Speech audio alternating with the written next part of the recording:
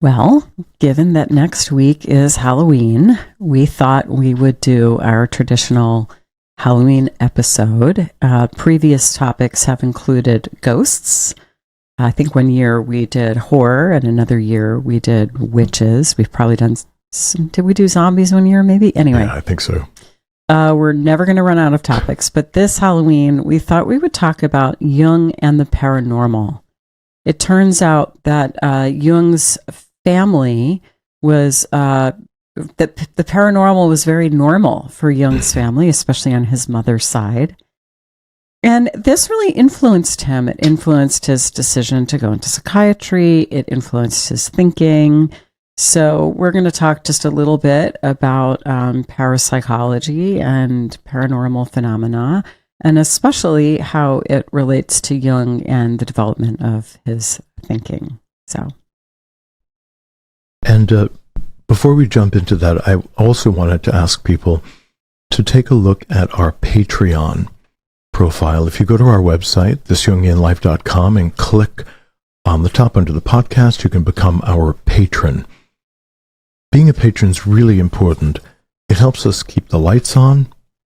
Very importantly, it keeps us free of corporate sponsorship. We don't have to read ads on the air if you keep us up and running through a Patreon. And we also have an opportunity to analyze the dreams of patrons. You get a chance to submit them to us.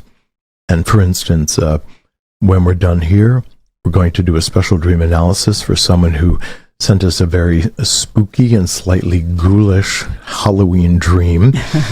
And we'll analyze that, and then we post it only for the patrons at the particular levels. So if you come in at $10 a month, we'll have a chance to look at your dream over time. And people tell us it's really special and really meaningful. Mm. So, on to the paranormal. Yes. And, before going further, I should just mention today that Deb wasn't feeling well, so she's taking the week off, but she should be back next week. So, what we know about Jung's life is that he was raised in a slightly spooky home. Mm-hmm. That the spiritualist movement particularly had taken the United States by storm and was beginning to influence some of the kind of New Age spirituality in Europe as well. Mm-hmm. So we know that his grandfather, for instance, had a very vibrant experience of ghosts. Yeah, so this is his maternal grandfather. Yeah. He believed himself to be just kind of surrounded by spirits, and apparently he would have weekly conversations with his first wife, who was deceased, and even kind of left a chair for her in his study. Absolutely. And then he would have Jung's mother stand behind him and bat away ghosts that were trying to distract him when he was writing for his business. So this is a very ancient world intruding upon Jung's, in a sense, modern world. In ancient times, spirits and their influence were just assumed. And people had amulets and ways to protect themselves. Yeah. I mean, and in some sense, Jung's family, they were sort of just Swiss peasants. And these kinds of experiences would have just been kind of taken for granted. Right. So Jung's mother had kind of strange experiences so frequently that she actually kept a diary exclusively to document these. So he's Jung was born in 1875, and on his father's side, his father was a minister, and his grandfather on that side was a minister. He comes from this kind of religious background. On his mother's side, there's this long history of mediumship or clairvoyance or other such phenomena. And again, it's just kind of taken for granted. But then also, you know, what's going on in the outer world is a scientific worldview is becoming increasingly the norm. And that's kind of replacing older beliefs. And that's the moment that Jung enters the world. And in some sense, his whole opus is about trying to square these different perspectives. And they immediately in the psyche of this young man kind of present themselves as this core conflict that he feels drawn somehow to address. And this leads into his later writings about experiencing himself having two personalities. That one personality being part of this modern world that's familiar with school and family and the culture that he's embedded in. And then he becomes aware of personality number two, that over time he begins to feel is like a monastic 12th century personality that lives in a world of mysticism and spirituality and ancient beliefs. And we have a sense of this in the Red Book when he talks about the spirit of the times and the spirit of the depths. These two powerful perspectives that speak to each other, sometimes complement each other, but often conflict with each other. And one of the important things about Jung is he wasn't willing to just say, well, the personality number two part isn't important, or it doesn't exist, or it doesn't matter, or it's nothing but, you know, he's sort of like, there's something there that's important. And then the task becomes translating that into the language of personality number one. And you see this in the collected works when you read it. He's always talking about, oh, I'm a scientist. You know, he'll often say that, where he's trying to kind of take these phenomena and explain them in a way that doesn't explain them away. Right. If that makes sense. He's not trying to say it's nothing but he's trying to create a frame in which they can be understood. And by the way, where he eventually goes with this, of course, is the theory of synchronicity. And we can probably talk about that in a minute. But let's just go right to MDR and share some of these stories, if that's okay. And for those who may be new to this, MDR is Memories, Dreams, and Reflections, which is Jung's autobiography. Yes, sorry about that. Okay. So he's writing about being a young man. I believe this happened maybe after his father had died, so he was now kind of the head of the household, and he was at this point in life where he was having to make a decision about what career he was going to go into. He says, during the summer holidays, something happened that was destined to influence me profoundly. One day I was sitting in my room studying my textbooks. In the adjoining room, the door to which stood ajar, my mother was knitting. That was our dining room, where the round walnut dining room table stood. The table had come from the dowry of my paternal grandmother and was at this time about 70 years old. My mother was sitting by the window about a yard away from the table. My sister was at school and our maid was in the kitchen. Suddenly, there sounded a report like a pistol shot. I jumped up and rushed into the room from which the noise of the explosion had come. My mother was sitting flabbergasted in her armchair, the knitting fallen out from her hands. She stammered out, "What's happened?" It was right beside me and stared at the table. Following her eyes, I saw what had happened. The tabletop had split from the rim to beyond the center and not along any joint. The split ran right through the solid wood. I was thunderstruck. How could such a thing happen? A table of solid walnut that had dried out for 70 years. How could it split on a summer day in the relatively high degree of humidity characteristic of our climate. If it had stood next to a heated stove on a cold, dry winter day, then it might have been conceivable. What in the world could have caused such an explosion? There certainly are curious accidents, I thought. My mother nodded darkly. Yes, yes, she said in her number 2 voice. That means something. Against my will, I was impressed and annoyed with myself for not finding anything to say. Some 2 weeks later, I came home at 6 o'clock in the evening and found the household, my mother, my 14-year-old sister, and the maid, in a great state of agitation. About an hour earlier, there had been another deafening report. This time, it was not the already damaged table.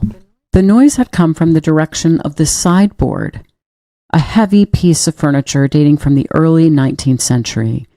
They had already looked all over it, but had found no trace of a split. I immediately began examining the sideboard and the entire surrounding area, but just as fruitlessly. Then I began on the interior of the sideboard. In the cupboard containing the bread basket, I found a loaf of bread, and beside it, the bread knife. The greater part of the blade had snapped off in several pieces. The handle lay in one corner of the rectangular basket, and in each of the other corners lay a piece of the blade. The knife had been used shortly before at 4 o'clock tea and afterwards put away. Since then, no one had gone to the sideboard. The next day, I took the shattered knife to one of the best cutlers in the town. He examined the fractures with a magnifying glass and shook his head. This knife is perfectly sound, he said. There is no fault in the steel. Someone must have deliberately broken it piece by piece. It could be done, for instance, by sticking the blade into the crack of the drawer and breaking off a piece at a time, or else it might have been dropped on stone from a great height. But good steel can't explode. Someone has been pulling your leg. And Jung ends the story by saying, I have carefully kept the pieces of the knife to this day. And this experience of a kind of explosive event in the psychic atmosphere is something that Jung would continue to experience. He came to call this a catalytic exteriorization experience, that something would be happening in the field of the psyche. In one experience with Freud, when they were debating, he had this enormous hot tension that was building in his solar plexus, and at the moment when the energy released, there was a loud cracking noise that came from a bookcase, and then a short time after, he began to feel the tension building again, and he had mentioned to Freud, I can feel this is about to occur a second time. The loud cracking occurred a second time, and Freud was unnerved. Mm-hmm. Perhaps Jung was as well, but his curiosity led him to want to speculate about these things, led him into a great adventure. So, and we're right in this area, I think, where we can talk about how these occurrences kind of affected his thinking and the development of his career. The first incident that I read out, that was decisive for him in choosing to go into the field of psychiatry. So he had been choosing between that and another specialty, and it was partly that experience with the table and the knife that made him decide to go into psychiatry. So it was, kind of critical. I also, what I read was from Memories, Dreams, Reflections, as we said before, and that was written at the end of his life. So he had the knife at the end of his life, which makes me think that that it must still be in the possession of the Jung family. So that would be a fascinating artifact to see someday. Maybe it will come to light. But Joseph, what you're referencing with Freud, I mean, this is also very interesting. Apparently, in their very first meeting, we have this great story about him he'd been writing to Freud, and then he goes to Vienna, and they sort of have this incredible, first date where they talk late into the night. But one of the first questions that Jung puts to him when they have lunch together and then they go off into a room, and Jung says, "I want to know, what do you think of paranormal phenomena?" And Freud says, "Well, it's just ridiculous, and we're not going to." He just sort of denies the whole thing, which becomes a critical issue for them, doesn't it? And then there's this kind of encounter that you were talking about where Jung feels like, no, there's something here, and I need you to acknowledge it. That Jung was looking for an explanation, a sane, reasonable explanation for himself that didn't force him to have to split off his lived experience, but a model of psychology that would allow him to accept these strange phenomenon and still include them in a normal sense of self. And for Freud, perhaps dealing with less adaptive personalities, he was more prone to want to analyze, deconstruct, and dismiss what he would have thought as abnormal experiences.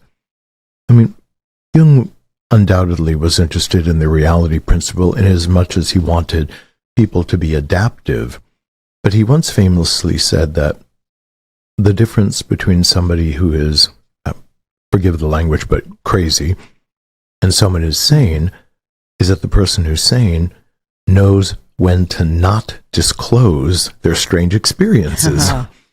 Yeah. A lot of people are having extraordinary experiences, are talking about them out in the open all the time and being marginalized.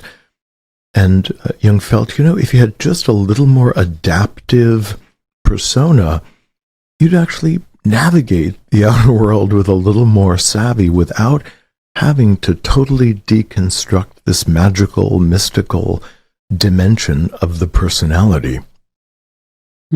So I think that was disappointing, undoubtedly, to Jung, because he was hoping that somebody would help explain these fantastically strange things that were happening or had happened in his family. And at that time, both Freud and Jung were looking for the kind of the big ideas, the big theories that were going to explain unconscious life. Freud's big idea was the sexual theory. That, that kind of the life force, the libido for Freud was sexual energy. And it was what happened to this that really determined what was going on in the unconscious, what was going on in dreams, where there was a blockage of energy or a neurosis. It kind of all went down to the sexual theory. And Jung, right from the beginning, was not really sure that was the case. And he was wondering about these other things. And, there's this point in Memories, Dreams, Reflections where Jung talks about Freud exhorting Jung to make the sexual theory an unshakable bulwark against the black tide of occultism. So, Freud really wanted this to be an explicitly scientific theory. He was going to use this theory of the sexual drive and our relationship with it to explain psychopathology. And he wanted Jung not to be thinking about the parapsychological and to line up behind him in favor of the sexual theory. Yes, I think that, Freud was very much a rationalist in a lot of ways. And in his essay, The Future of an Illusion, where he was talking about religion and religious fantasies as a defense against existential anxiety.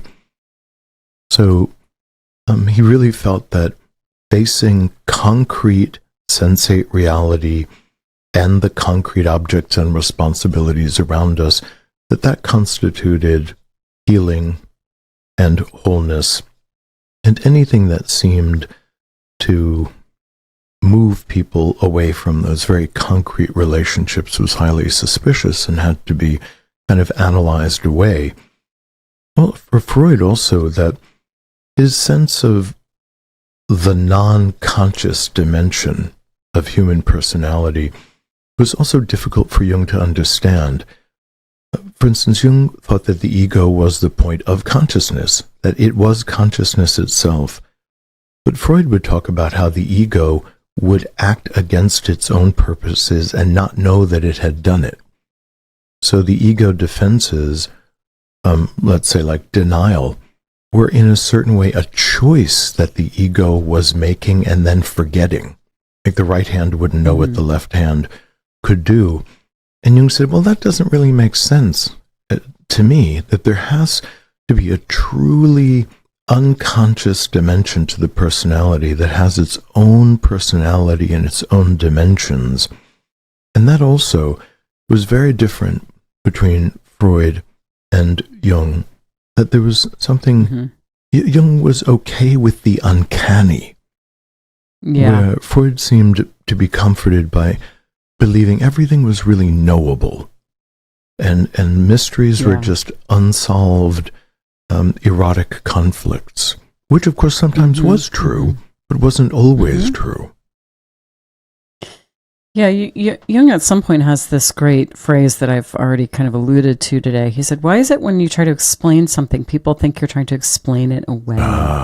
And I love that distinction, you know, because I think Jung did want to understand. He did want to understand, but he wasn't trying to sort of prove that there wasn't something remarkable there, you know. So then we get, you know, the theory of synchronicity eventually, which is, you know, kind of magical in a way, but you know, he's seeking for understanding without asserting a kind of ego dominance. Because, you know, when you're saying, well, like you said, Joseph, this is just an unresolved sexual tension or something that's manifesting in this way or something. It's like the moment in Scooby-Doo when you rip the mask off and it's like, oh, it's just the bad guy. There's nothing magical here. Right. You know, we can just reveal that it's some, you know, unresolved sexual tension. Jung is like, no, there's something there. There's something there. It may be unknowable.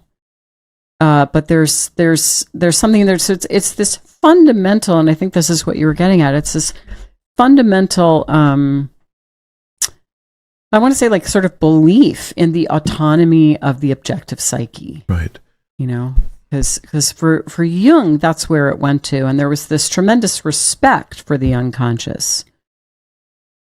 Well, I think that for Jung, he saw cosmologies, ancient and modern, as kind of artifacts that actually were describing the relationship of the ego to the unconscious, that there was something so far beyond the conscious mind that we were embedded in.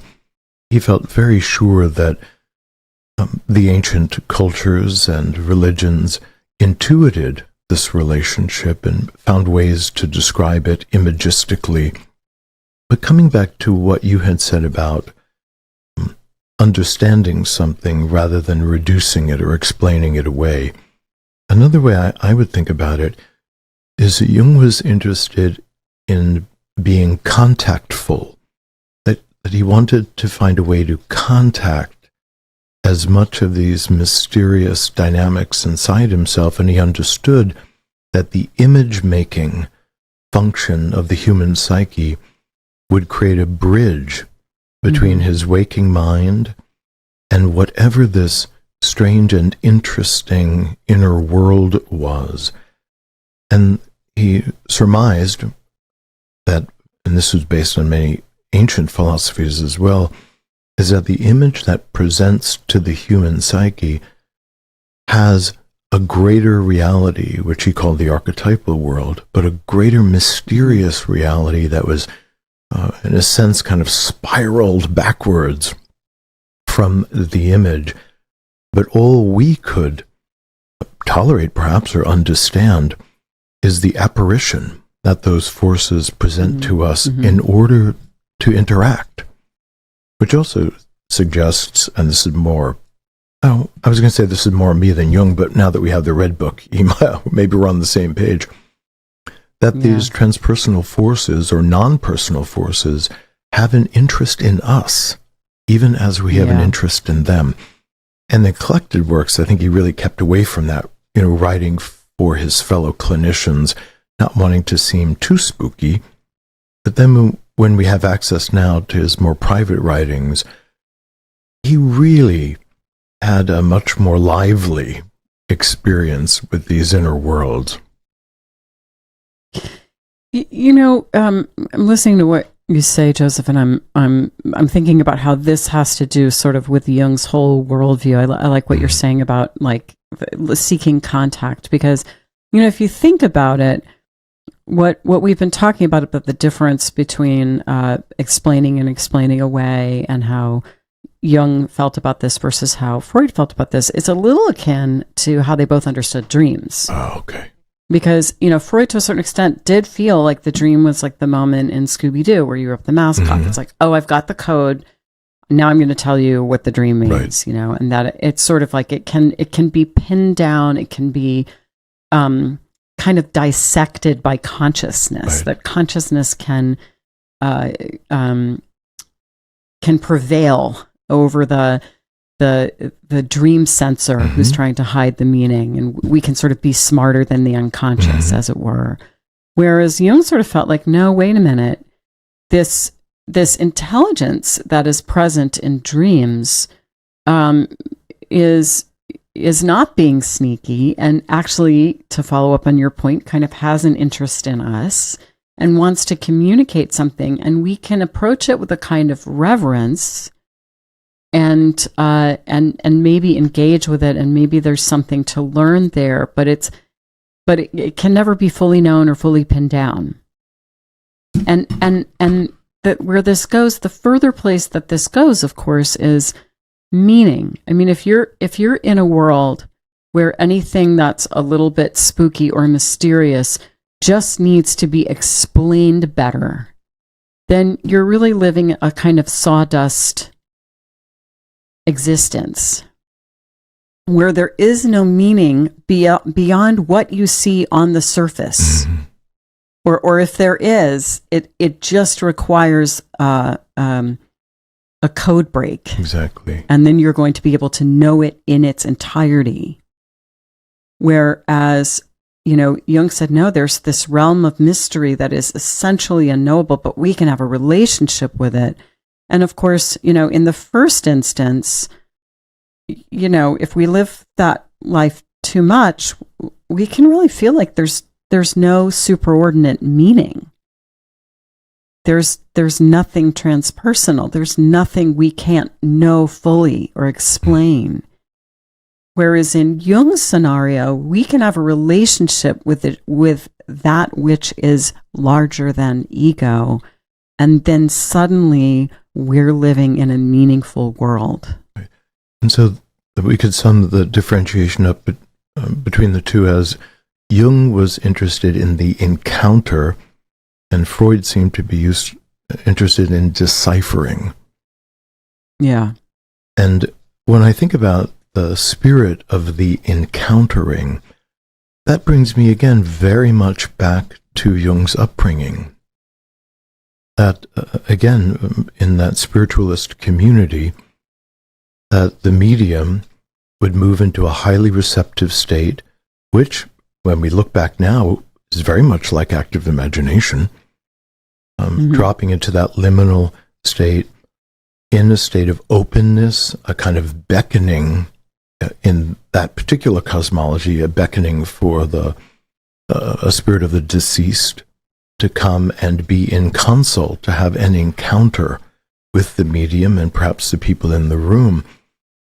Whether or not we believe in mediumistic work is secondary, but that state of openness, curiosity, a state of respect for what might present itself, and that attitude that the ego is having a relationship, an encounter with something that's outside itself.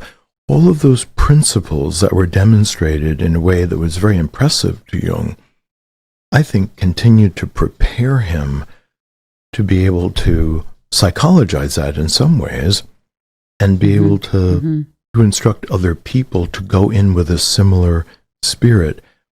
And something I think we brushed against is Jung was so interested in this as a phenomenon that he wrote about this as his university doctoral dissertation, that he had been attending mediumistic sessions that his cousin had been conducting, who was also part of that larger community. And he was so fascinated by the way that her personality would change. And how he had described it is her waking personality was rather plain and ordinary and not terribly inspired or terribly sophisticated.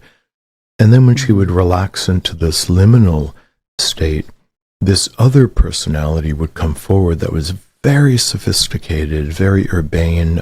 Perhaps, if I'm remembering this right, might even have spoken more than one language, but was just so remarkably different. He developed a theory of the progressed image of the ego to explain this to himself in one way, that perhaps this very sophisticated feminine figure inside of her was prefiguring how this young woman would be, decades forward. But privately, and because of his upbringing, there was something more uncanny. And perhaps this other female presence had its own independent existence in the unconscious, and perhaps a universal dimension to it. Right. And I mean, perhaps we'll talk more about seances and mediumistic activity in a future episode, but just to highlight that a bit more, apparently he'd been attending the seances with this cousin, who, by the way, was a Prieswerk. I'm not sure how I'm probably saying that wrong. But in other words, it was a cousin on his mother's side, this family with all of these kind of paranormal things happening all the time. He'd been attending them for a long time and then decided to write about it. But I think in the dissertation, he makes it sound like, I thought I'd study this subjectively, so I started going. So he kind of hides how involved he was in this. But, the interesting thing, Joseph, is he does try to kind of write about it scientifically, suggesting that this kind of prefigures. But even there, as a young man, he's not dismissing it. Right. He's saying, there's something legitimate about what's coming through. It might not actually be a cult, but there's some legitimate thing happening. And, we understand today that his exploration of his cousin's mediumistic abilities in some way prefigured his notion of the self, that part of us that knows more, that is greater than ego. So even, he moves it to a kind of psychological register, but there is something mystical about the idea of the self. So Jung is always dancing in this place where he's trying to deepen understanding of these concepts in a way that doesn't leach out the mystery, which is a difficult thing to do. And he wants to be in the presence of people that have developed a kind of receptivity to something that they could shift in and out of these ordinary states of consciousness. That, as it is for most of us, highly compelling. When I think now about this meteoric rise of interest in psilocybin treatments, I mean, this is all pushing into this experience of a non-ordinary dimension, and that somehow finding a way to encounter these numinous images or experiences can offer us something that has not been appreciated by this very rationalistic model that most of us have kind of lived in. Well, and we're really hungry for it, and we know there's something to it, right? Too, we know there's something to it. You were talking about the incident that occurred with him and Freud, when Freud was like, nope, there's nothing to it. And then Jung is like, there's this loud crack, and then another one that he predicts. And he related that to this rising tension in his body. Right. His first experiences of the paranormal, they started when he was about 7. So it was a period of time when his parents were sleeping apart, and there was a lot of tension in the household. And he saw coming from his mother's door a faintly luminous, this is from Memories, Dreams, Reflections, a faintly luminous, indefinite figure whose head detached itself from the neck and floated along in front of it in the air like a little moon. So the interesting thing about this is that what was going on in the household, right? His parents must have been going through something really difficult. The little boy, Carl, kids can pick that up. And then it manifests, in this particular way, just like there was tension in his relationship with Freud, and it kind of has this outer manifestation. So it's like, the interesting thing is something inner, an emotional state has this impact on something in the outer world. The other example of that, famous one, which we've mentioned before on the podcast, is what happened after his break with Freud, which was, terribly difficult for him. And there was all of this tension in the household, and he, the whole house could sort of feel it. And then there's this bell starts ringing. Oh, yeah. The bell that hangs right inside. It has a pull cord on the outside. If you've been to the house, that bell is there. It's a big, heavy bell. And it was ringing furiously. And there was no one on the other side of the door. And several people witnessed this. And that, I think, was the same day when there was just this inrushing of Jung, of this kind of energy. And he just sort of just wrote the 7 sermons to the dead, which I think begins, we are the dead and we have returned from Jerusalem where we found not what we sought. Right. And it's almost like he was just kind of channeling, these voices, these kind of Gnostic voices. And just to make it a little more impressive, is that doorbells back then weren't like the doorbells of today. They were totally mechanical. Like you moved a little lever that pulled a string that moved a physical bell in the home. So it wasn't like a little electrical short, happening in your in your modern doorbell. Yeah. But you were talking. Yeah, I remember when I toured the house back in 2019. I saw the bell, and I remember I said we were being given the tour by, I want to say it was some it was a young woman who is of the family. I can't remember now exactly if she was a great granddaughter maybe or something.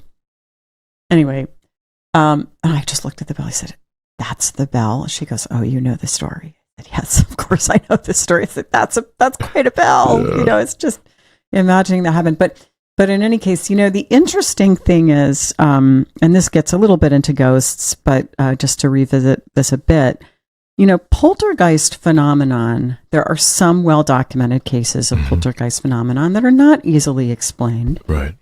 Poltergeist phenomenon tends to constellate around adolescent females.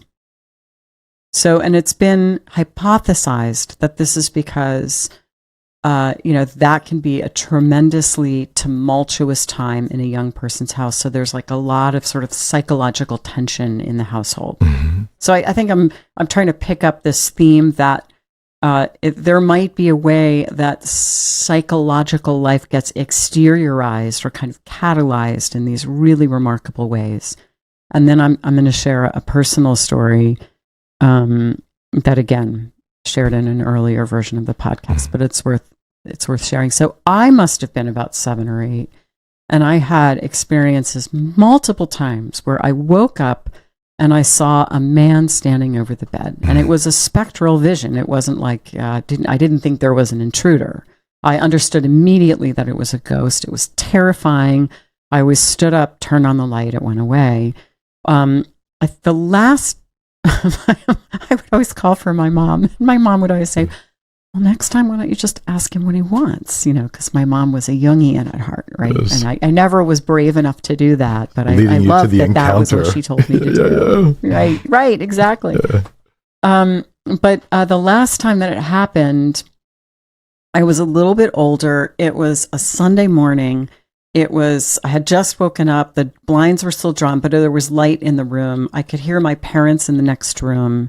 They were getting ready to go to church, I think. And I was sitting on my bed awake, and he appeared in the doorway, walked over, sat down next to me on the bed, and I was sitting like this. For those of you that are only listening, I sort of had, was resting my cheek on my hand as I sat there, and he mirrored me and looked at me.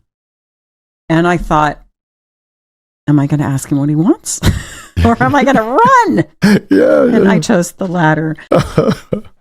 So then I was talking about this incident with my mom when I was an adult. I think I was probably in my 20s or something. And she said, oh yeah, one night I woke up and there was a man standing over my bed, and I just looked at him for a little while, and then he kind of dematerialized. And a moment later, I heard you shouting for me, saying that there was a man standing over your bed. And I was like, what? You didn't tell me that you saw the same ghost? And she said, well, it was really just a psychic, psychic projection. And I was like, okay, whatever you say. But the interesting thing is that she was interpreting it very much as Jung might have interpreted it. Although I think Jung was a little coy. He never says he doesn't believe that there could be such a thing as ghosts. And in fact, I rather think he did. But at least in places, he said, well, this might be like a kind of a manifestation of a psychological phenomenon, kind of an outer manifestation of it. So, I mean, I think that's really interesting. I haven't had many of those experiences in my adult life, although I've had, some that are difficult to explain. But, if we think about the implications of psyche being able to affect the material world in some way, like with the knife, the implications are really interesting. And this leans into Jung's much later work with Synchronicity and Wolfgang Pauli. That as he's looking at Wolfgang Pauli's dreams, and they're also developing something of a collaborative relationship, and Pauli was a physicist, that they both get really interested in this relationship between what's happening mathematically and what might be happening in terms of this psychological field. And this all funnels to a number of points, but one of the things that Jung and Pauli both land at is that in terms of the primal state of the universe, there's energy, there's matter, and there's psyche. That Jung posits psyche as the third substance out of which the primal universe is constructed. And from that standpoint, which I think is also rather Vedic, that they called it chitti, or mind, universal mind, having been from the beginning. But that this world of psyche lives in an extension from this very subtle, abstract mental possibilities all the way into matter itself.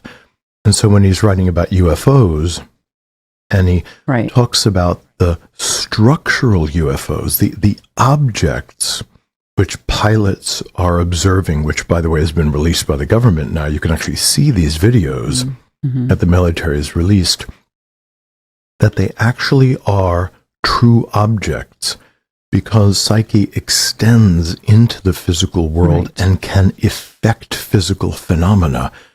So a lot of times when we say that it's psyche or it's psychological, people, I think, assume it's some kind of a temporary hallucination that's only happening. That you're explaining it away. Explaining it away, or just an individual has a funny little glitch in their brain. But Jung is saying something much more radical. Yes. Which is that these are objects, and he thought perhaps they were even temporary objects that would be constellated literally in time and space, and it might also leave or disperse, much like the apparitions that your mother and you were describing. But it is an actual object.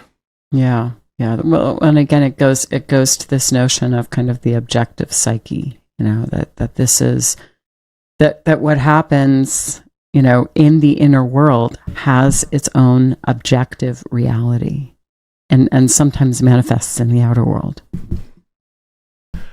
Jung was also clearly really interested in kinetic psychic phenomena, like the cracking of the table, the breaking of the bread knife, the ringing of the doorbell, the booming sounds that came out of the bookcase.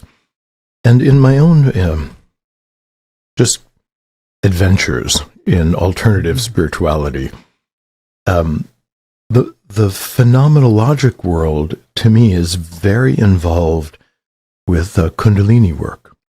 Because the idea of Kundalini, which is a partly physical, partly biological energy that also has a spiritual dimension to it, which I know I've said this many times on the podcast, but perhaps for people that are new to it, Kundalini means serpent in Sanskrit, and in many yogic traditions, there's an observation that through various practices, a certain vitality and energy that's coiled in the sacrum can begin to distribute itself through the body and then create extraordinary effects, particularly with consciousness.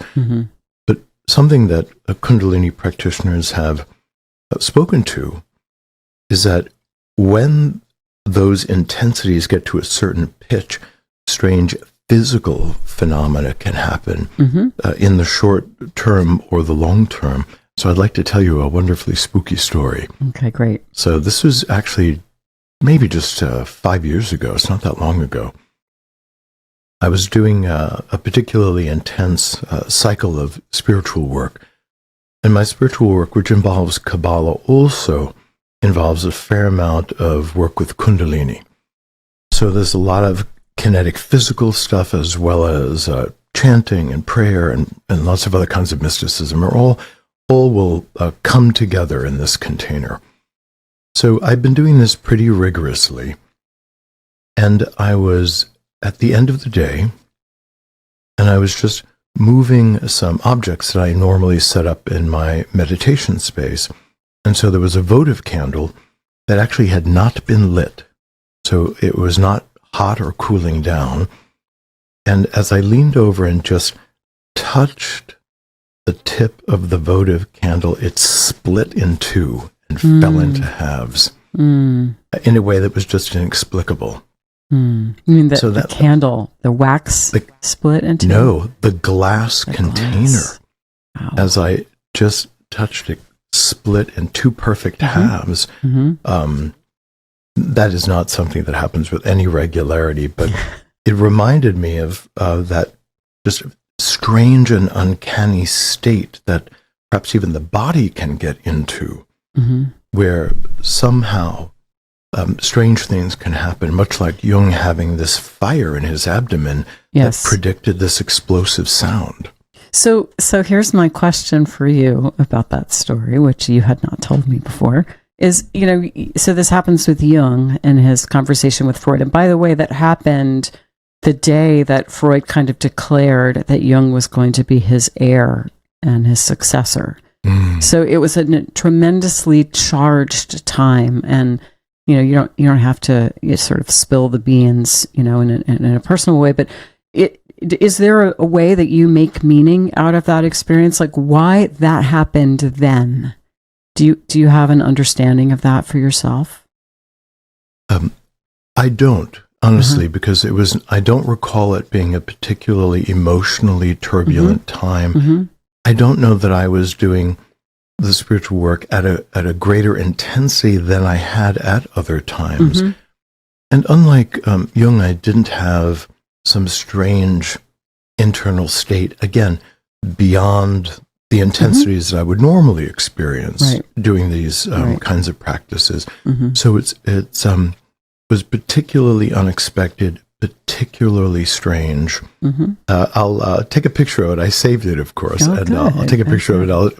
We can put it up on Instagram just as a strange occurrence. Perfect. And I wouldn't be surprised if perhaps many of us or many of our listeners have had even just a single, totally inexplicable kinetic event, Mm-hmm. touching something and it breaks, or another uncanny story I just want to tell. There was this is probably 20 years ago when I was doing some consulting work in Maryville, Tennessee, and I had befriended a clinical psychologist who was interested in the power of visualization. He wasn't terribly mystical, but he was doing some work with anxiety and visualization. So we became friends, and he had invited me over for dinner with him and his wife.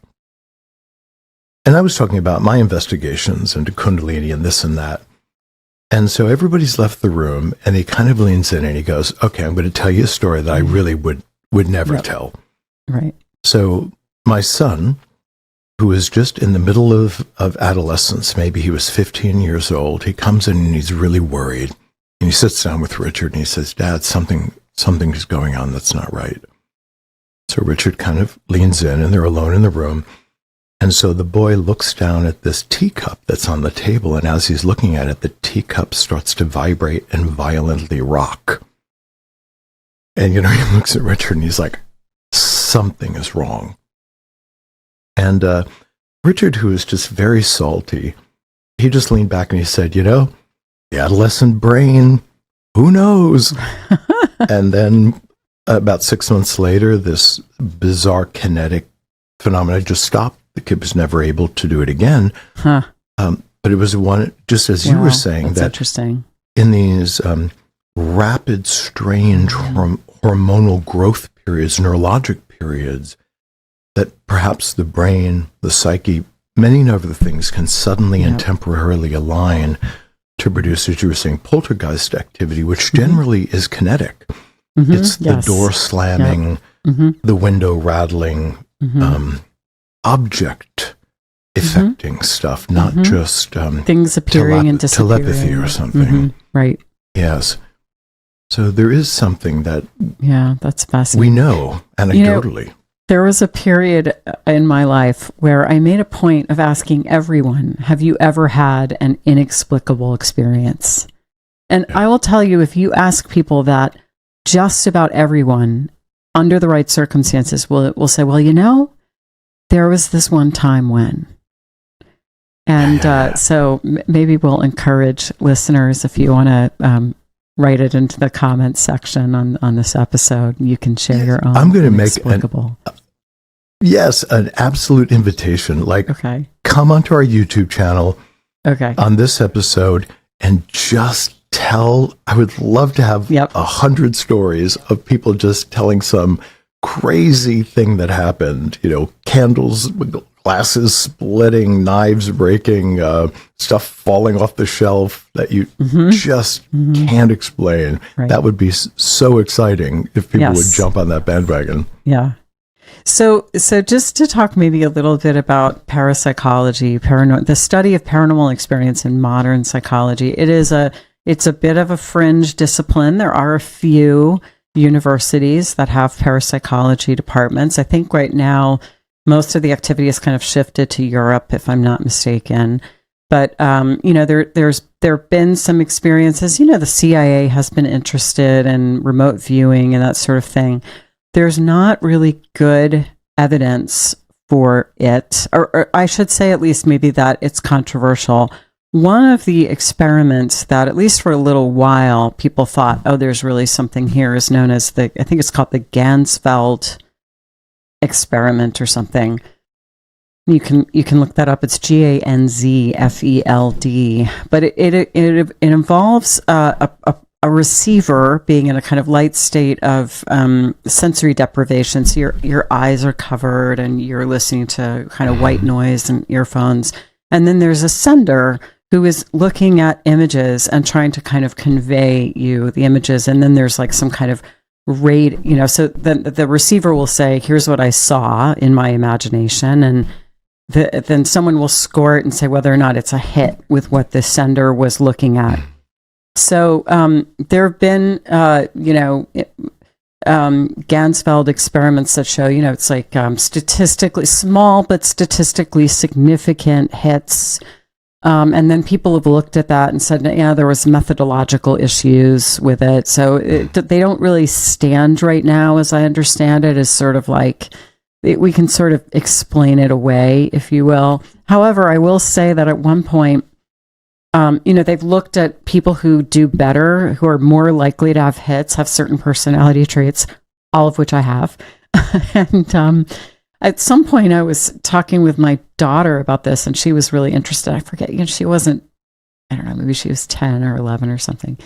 And she said, okay, well, let's try it. So, and we didn't, set it up under kind of formal experimental conditions. But I think I just started flipping through a book randomly, or a magazine or something. And she's, kind of got the blanket over her head or something. And I was looking at a giraffe, and she said, I see a giraffe.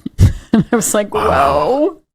So, wow. And actually, being emotionally connected, but an emotional connection between the sender and the receiver is considered to be one of the variables that predicts a higher rate of success. So, who knows? Maybe it was a coincidence, but it was interesting.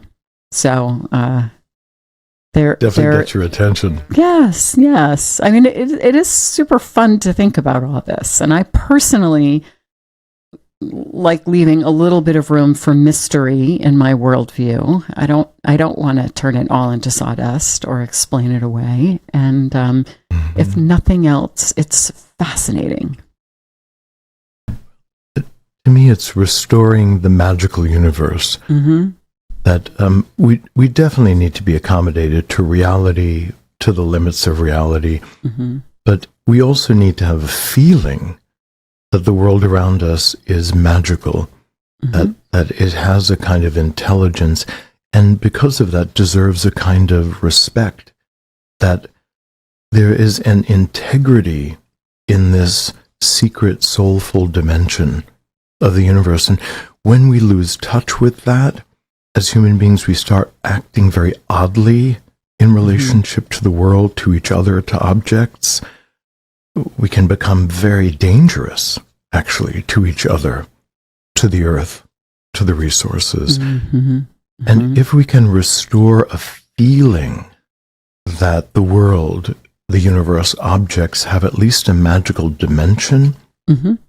it brings a feeling quality and a different kind of relationship to the phenomenon of the world, and a respect, I think. Yeah, that's lovely, Joseph. I really, really like that. And I think the corollary that comes up for me is that voice that says, well, no, that can't be true. It has to be, there has to be a rational explanation. That not the sort of genuine urge to understand. I'm talking about something that feels a little bit more pointed.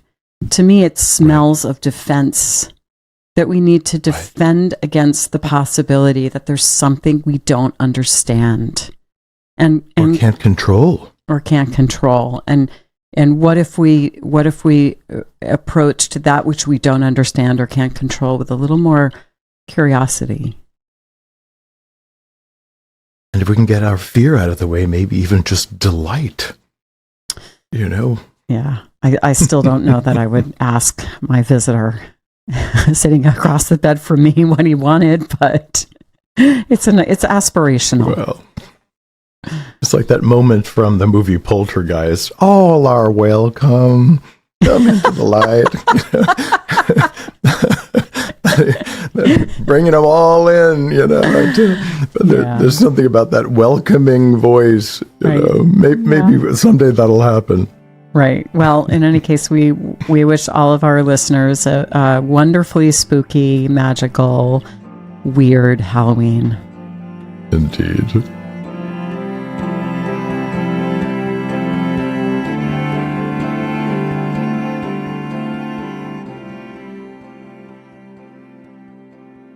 Before we switch to another wonderful, weird, mysterious, magical thing, which is a dream, I'll just invite you all to investigate your dreams further with Dream School. We do not explain them away. We do help you learn to understand your dreams, with appropriate reverence. So we hope that you'll consider joining Dream School. There's a lot of material over there, a really wonderful community, and 3 live events every month. I do one, Joseph does one, and Deb does one, so you get a chance to kind of hang out with us a little bit. So thisjungianlife.com, take a look at Dream School. Today's dreamer is a 33-year-old male who is currently unemployed but financially secure. And here's his dream. I'm gathered with friends and family in an outdoor setting at our cottage. Accompanying us is also a handsome fellow with long hair and his sister, who I'm hoping to flirt with. We're preparing food for what seems like some festival celebration. My aunt asks me to pass the cake for preparation, to which I sigh and reluctantly bring it to her. I can't help but feel that I'm being selfish, but the truth is, I can't wait to get out of there. After bringing the cake, I decide to leave. As I'm passing through the community of cottages set near the lake, I pass by a pack of dogs that are somewhat hyena-dog hybrid-ish in appearance, but they're clearly domesticated, and I have no trouble. I make my way to my bed, to where I lay down and fall asleep. I open my eyes, and it's night, but I can still see clearly. Possibly it's a full moon. In front of me, I see a bed just above the shoreline facing the lake, with the dismembered body of the girl who attended the party. The white sheets are splattered in blood, and only an arm and a leg remain. Instantly, I feel an electric rush of fear and terror and shame wash over my body like a tsunami, as I feel I've done this to her. I wake up, holding my dog, curled up in a ball on the bed, still in the dream, which is comforting. And then I truly wake.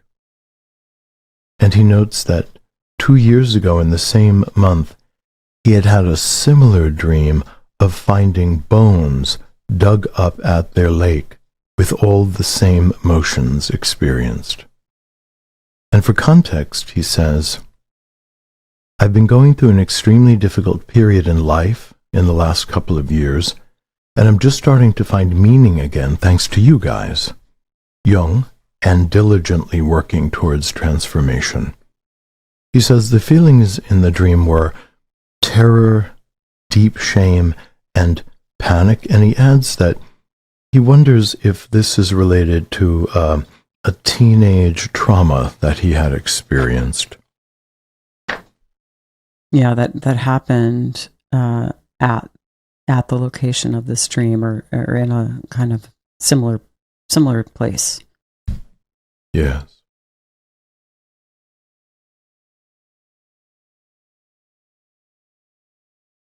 So there's, in both of these dreams, this one and then the one he says from a couple years ago, there's this moment of kind of a recognition, that something horrible has happened or that he has done, and these attendant emotions of terror and shame. So there is a sense of something, of a crime that's been committed that is now coming to light.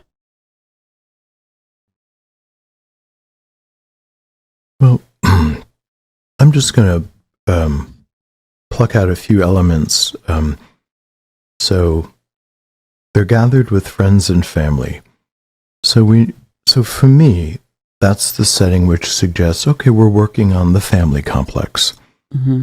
It's something to do with the way that the ego experiences the family, what's evoked in it. And he gives us a clue where he's in the family complex and he kind of can't wait to get out of there.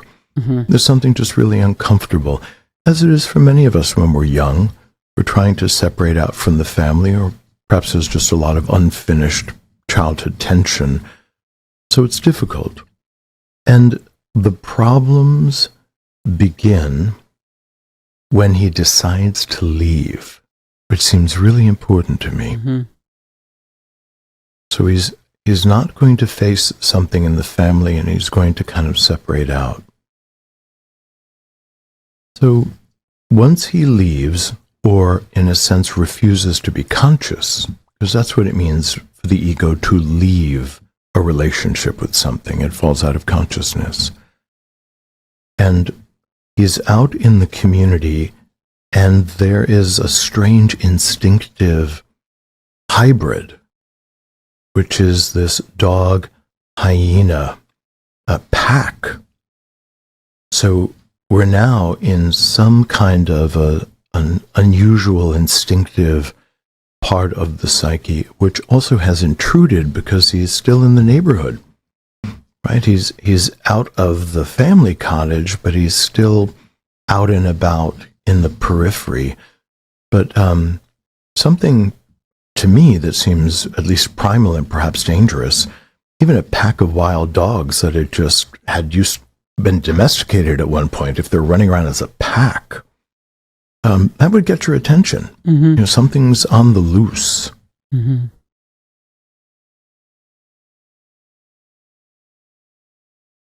He says they're clearly domesticated and they don't give him a lot of trouble, but that's the first uncanny. Yeah. Yep. You're event. right about that. You're right about that. Where would you take it after that? So I'm really curious. I'm not sure what to do with this dream, but I'm curious about the aunt, and I'm a little disappointed we don't have any association, because she's sort of the named person in the dream. This is there's the man with the long hair and his sister, the woman who winds up being murdered, but we don't have a sense that those are real people in waking life. So I'm curious about this aunt. I'm assuming he has an aunt, and I would be really interested in the associations. I'm thinking about, the cake. She wants him to pass the cake, and he doesn't want to, but he does. It's like he doesn't want to sort of play ball, but I'm really curious about being asked to kind of play this role in this celebration. You need to help me with the cake, and it's something he doesn't want to do.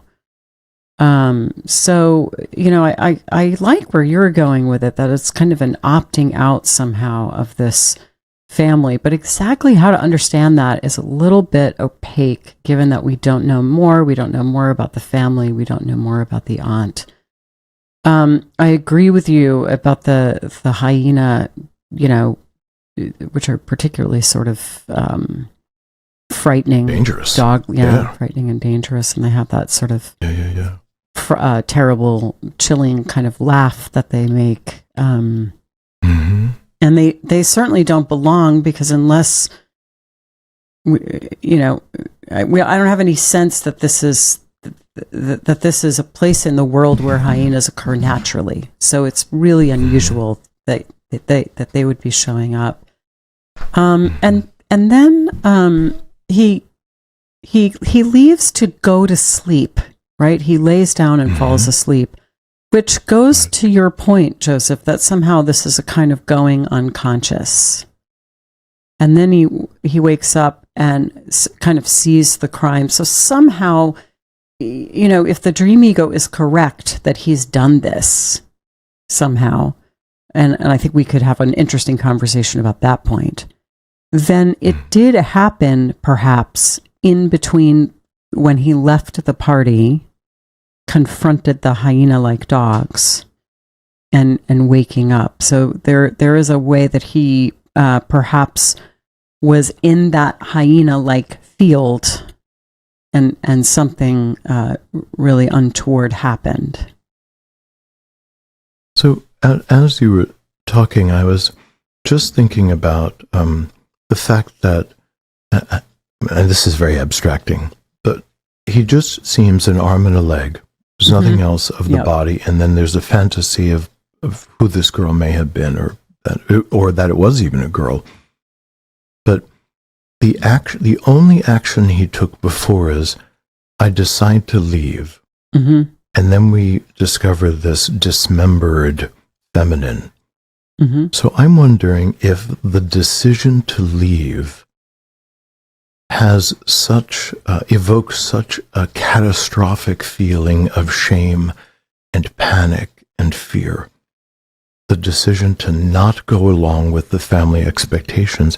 And while for some of you that may not seem all that dramatic, but for some people, saying no to the family expectation can feel very frightening, almost catastrophic, depending on the tension or expectations in the family.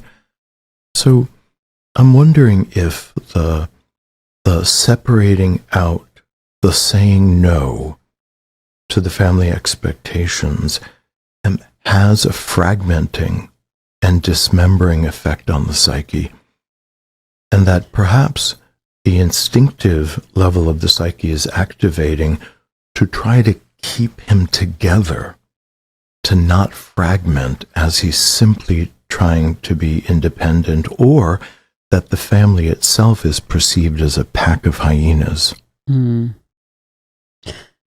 Perhaps. I mean, I think there's a couple of other, and we just don't know. We just don't have the data. We don't know. But, the dreamer himself felt like this might be related to a trauma. So let's explore that option for a minute, because that is certainly possible, that somehow the dismembered feminine might be understood to be like an image of a kind of disavowed feeling function, that something's been split off, that something's been dissociated, that there was something that happened, this trauma that he recalls from when he was about 12, that somehow the results of it haven't been able to be fully felt. So it shows up in the dream as this kind of dissociated image. And that the implication in the dream that the dreamer did it in some sense is accurate. That's an image of the defense, that we cut ourselves off from something. So the girl would be this girl that he wants to flirt with, that he wants to kind of get closer to, a desire to perhaps reinvigorate the feeling function. But there are these emotions that have been split off because they're associated with something that was too big to be metabolized when it happened. So that's another possible way of looking at it. So I'm going to lean into your shaping of that. And again, there's something about the pack of hyenas and the dismembered corpse. Because hyenas would attack something, eat it up, tear it apart. I mean, we watch these naturalist documentaries. It's striking to see how predators will take down gazelles, etc. So there's the girl, the flirting, the cake I'm leaving, hyenas, and the dismembered girl. So there's something about how to relate to the environment of desire, the environment of the instinctive sexual dynamism. Yep. Young men flirt because they have sexual curiosity and emotional curiosity, and something in the flirting. Could we say the if-then proposition, that the flirting conjures the pack of hyenas who then dismember the object, the exciting object, because there's a problem. There's a problem with the ego being in a state of erotic curiosity, and there's something too primal interferes with that, tears it apart. Squarely in Freud's territory, right? Squarely in Freud's territory. And it's possible, the trauma might have disrupted this young man's ability to feel okay about his sexual desire. And so now any kind of sexual tension that comes up, it feels like there's a pack of hyenas inside that's going to dismember someone. And that also tracks with he mentioned not just terror, he mentioned shame. Right. So that, was it somehow shameful to feel desirous? Right. I'm still curious about the cake, because I'm not sure what to do with that. But yeah, so we're poking around in the dark here a little bit, but we're just sort of trying on different hypotheses. And this dream was submitted fairly recently. We know, based on some of the more recent surveys, that young men are also extremely anxious about how they can communicate their psychosexual needs in the environment. The fear that if they were to ask, this is actually some research I had just come upon, that, 75% of young men are afraid to ask a young woman out for a drink to meet her because they fear that it will be misinterpreted. And 50% of young women say that it would be a form of sexual harassment to be asked out face to face to go out for a drink. Oh my God. That the correct way is for the approach to be very slow through some kind of social media, but for a young man to come physically and to make an invitation has now become, is perceived as tremendously transgressive. Oh, wow. So I could also think that there's plenty of young men that are internalizing this feeling that I'd like to flirt with a girl, but my flirting is now characterized as a kind of pack of hyenas that's going to cause enormous damage, and he's left with shame and panic, and also with nowhere to go, with no sense of how to canalize his just natural need to want to flirt in a party. So it's a dream for the collective, perhaps. Joseph, I do want to say, I know, right? This is really speculative today because but it's valuable, right? To just what might you do given that this is the information that you have. Of course. Recognizing, of course, that we can't pretend to know. But I do want to say that when I pick the dreams, I pick from the top of the pile. So usually the dreams that we're hearing have been submitted, a day or two before. And most of the time they're recent dreams that the dreamer has just had. And that actually feels important to me because I want our interpretation perhaps to be helpful to someone in their life right now. And so I'm sort of assuming that this is something that the dreamer will be hearing shortly after he's had the dream. But I appreciate what you're saying, that it might in some way be a dream for the collective, or at least describing a kind of common scenario now. And I also agree that there's something about the ant and the cake, and the fact that the cake is implicitly going to be cut into pieces. So it may seem very abstract. That's interesting. Does the cake become the physical body? But Eucharistically, there is this strange way that can happen, and depending on what the cake represents as an extension of the ant, it's complicated. Where the unconscious can make these strange parallels. Well, what I was to say is, I am very unlikely to leave a party as the cake is being served. I love cake, so I have no idea what this dreamer's relationship is with cake, right? But one thing I could imagine is there is a turning away from desire. Yes. It's like, oh, the cake is being prepared. I want out of here. That would follow on with this kind of line of thinking that you and I have been exploring, which may not be close to what's going on, but we're both wondering about it. Yeah. And just to be more optimistic is that dreams are medicinal. And even though these images can seem startling and they're violent or strange, the images are trying to angle the dreamer's ego into a position where it can reconsider something, and sometimes the dreams will exaggerate something to get our attention. So from that standpoint, there's flirtation, the enticing deliciousness of the cake, and then there's the desires turned into a pack of hyenas, and then the desires exaggerated into this carnage. And sometimes something can be escalated to force the ego to pin its attention to the question of what is this? And sometimes if we have a trauma history, what happens is that the traumatogenic feelings can be added into events that don't deserve them because they're kind of free-floating.